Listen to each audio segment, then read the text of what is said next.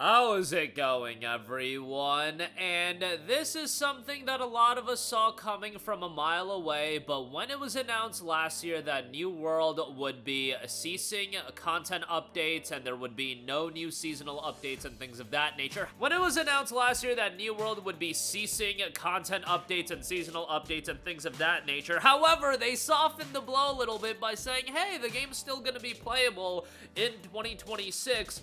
You should have seen the writing on the wall that the game was not long for this world, and whether it would be shutting down in January of 2027 or just sometime in 2027, we didn't really know. However, I think most people were aware that some point in 2027 that the game would be shutting down, and this game's been available on PC going back to 2021. However, looking into New World Eternum, which was the relaunch of New World Eternum only came out back in 2024 on PlayStation 5, you guys. It is not that old whatsoever, and even you could say that, hey, a game coming out in 2021 and being shut down, that's a pretty quick shutdown as well, and I would agree with you, that is a pretty quick shutdown. However, this game came out in 2024 on PlayStation 5, and it was September of 2024, and a year after that, they are announcing the content updates no longer happening, seasonal updates no longer happening, and then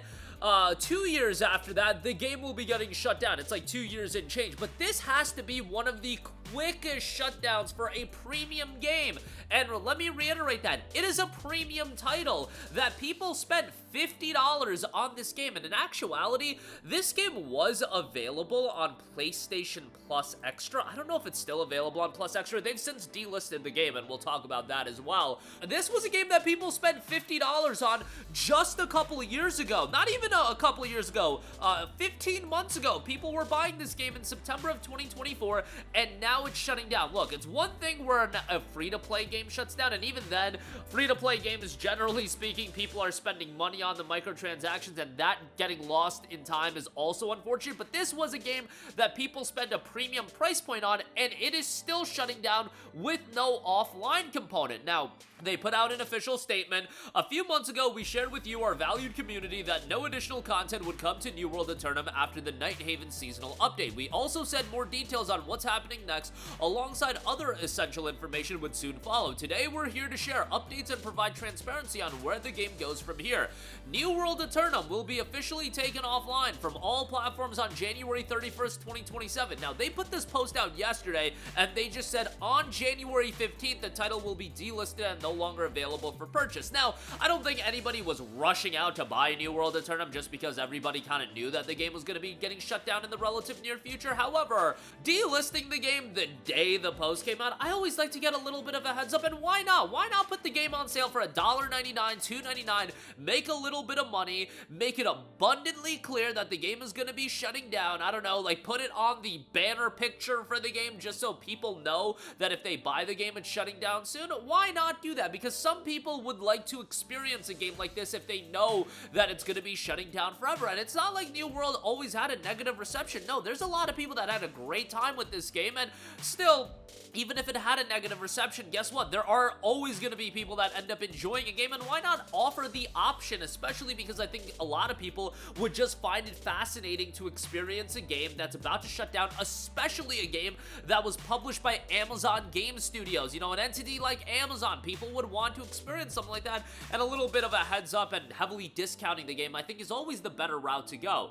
Players will still be able to play New World Eternum on their purchase platform, and we're extending the Nighthaven season until the servers are taken offline on January 31st.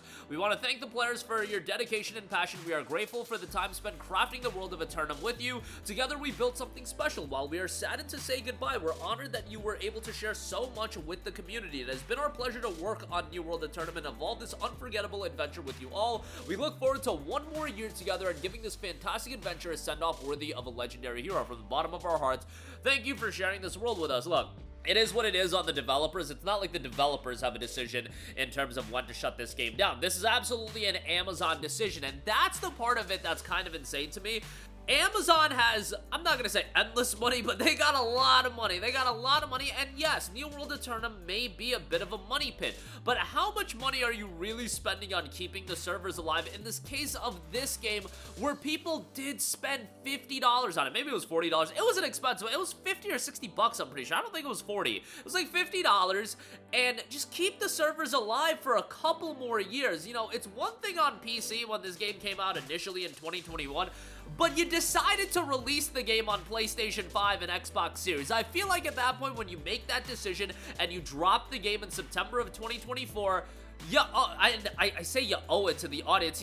Generally speaking, you know, if you read the terms and services, they don't owe you anything, but as far as just keeping a semblance of goodwill, keep it alive for a little bit. Even if you're not going to do content updates and seasonal updates, if you're not going to do the bare minimum, keep it alive for people to check out, or you know, it might be moving heaven and earth to figure out an offline component for these games, but you know, it's one thing when the crew gets shut down, and the crew is something that had a lot of vitriol thrown in. I do think the crew and New World are a little bit different, where the crew is this open world racing experience, where I think some people tie that to a game that's playable more so offline, where New World being a MMORPG, I get the idea that people understand more so about this game having an offline experience might be a little bit more difficult, but the crew came out in 2014 and then was shut down in like 2024. New World came out in 2024 and is going to be shut down essentially 2 years later. I get it's 2 years and a couple of months, but the window of these games getting shut down, especially pay-to-play games, do you remember a game that was pay-to-play that shut down this quickly? I'm sure it's happened before, especially with some of those like $30 budget multiplayer games and whatnot, but from an Amazon game studio and a game that cost 50, 60 bucks, premium editions galore, microtransactions galore, microtransactions on top of a premium purchase, that's gotta be pushing the boundary of how quickly a game got shut down. Now, obviously, you know, if you look at when the game initially came out on PC, but let me reiterate the fact they made the decision to release this game on PlayStation 5 in 2024. You can essentially look at that as a launch for the game, a launch for this version, New World Eternum, and now they are shutting it down, and it's just a bad precedent that's being set, and it's not a precedent being set for a game that nobody knew about. Eternum had attention leading into its release. I remember talking about this game and looking at some of the numbers, you know, content updates on this game was pulling.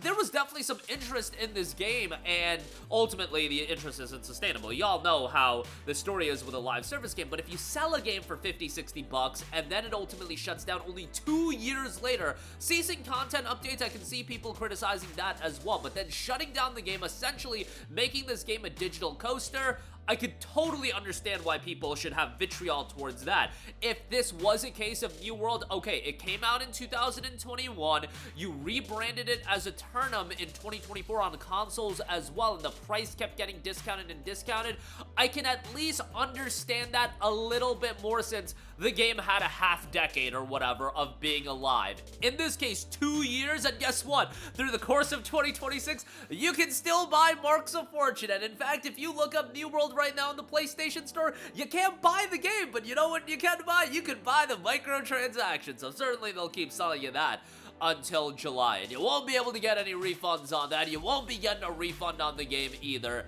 It is what it is, as I often say. But that'll do it for me. Let me know all of your thoughts in the comments section down below. I feel like this is one of the delisting and shutdown stories that should be observed a little bit more so.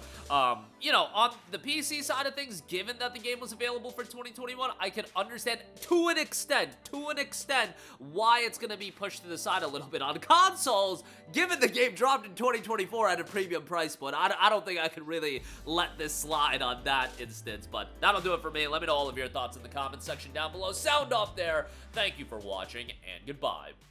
Hey guys, we hope you enjoyed the video, and if you did, make sure to hit the subscribe button, and if you're already subscribed, do us a favor and hit the bell icon. This way you'll be notified whenever we post a new video. That's the best way to keep up with all of our uploads, and we usually try to upload 2 videos a day. And with the bell icon hit, you'll be notified whenever we do upload a video. As always, thanks for watching.